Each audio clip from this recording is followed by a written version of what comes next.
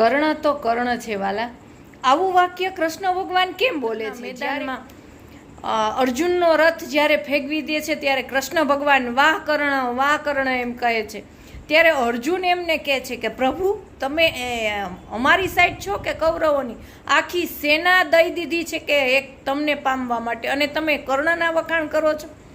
ત્યારે કૃષ્ણ ભગવાન એમ કહે છે કે તે તો એ કે મેં પણ કર્ણનો રથ છે એ ફગવી દીધું, તો તમે આપણા વખાણની બદલે કર્ણનો વખાણ કરો. ત્યારે બ્રહ્માંડનો માલિક એવા કૃષ્ણ ભગવાન એટલું જ કહે છે કે તે રથ ફેંક્યો એમાં ખાલી કર્ણ હતો, અને કર્ણએ જે રથ ફેંક્યો એમાં અખિલ બ્રહ્માંડનો નાથ ઉપર ધજા સ્વરૂપે હનુમાનજી અને અર્જુન જેવા યોદ્ધા બેઠા હોય એમનો રથ ફેંક્યો છે. એટલે વાહ કર્ણ કહું છું.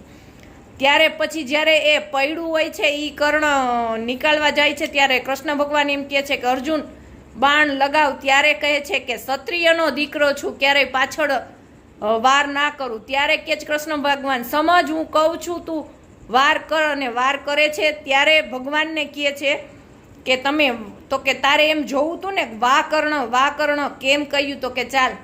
જ્યારે એને બાણ લાગે છે ને સૈયા ઉપર સૂતો હોય છે ત્યારે કૃષ્ણ ભગવાન છે એ બ્રાહ્મણનું રૂપ લઈને જાય છે અને એમ કહે છે કે તે તો બહુ બધા દાન કર્યા છે, તું તો દાનવીર કહેવામાં આવે છે, અત્યારે તું સોનાનું દાન કર તો તું દાનવીર કહેવા.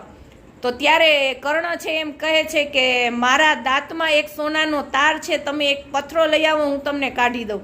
અને કૃષ્ણ ભગવાન છે એની પરીક્ષા લે છે કે હું તને પથરો દઉં ને તું મને સોનાનું દાન દે, એ તો મારી મજૂરી કહેવાય, એ તો મારી દાડી કહેવાય.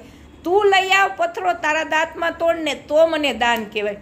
ત્યારે એ કર્ણ છે એ ઢસડાતો પથરો લઈ આવે છે ને એની હાથે જ સોનાની જે તાર હોય છે એ કાઢીને કૃષ્ણ ભગવાનને દે છે ને કૃષ્ણ ભગવાન વિરાટ સ્વરૂપ લઈને આવે છે ને કહે છે કે માંગ તારે જે જોઈએ, આજ હું તારી આ ભક્તિથી પ્રસન્ન થયો. ત્યારે કર્ણ એટલું જ કાનમાં જઈને કહે છે કે હું ભિક્ષુક પાસે માંગતો નથી, તમે અત્યારે મારી ત્યાં યાચક થઈને આવ્યા છો, હું તમને દાન દઉં છું, હું લેતો નથી. ત્યારે ભગવાન અર્જુનને કહે છે કે આ છે કર્ણ. હવે તને ખબર પડી કે કર્ણ વાહ કર્ણ શા માટે કહેવામાં આવે છે?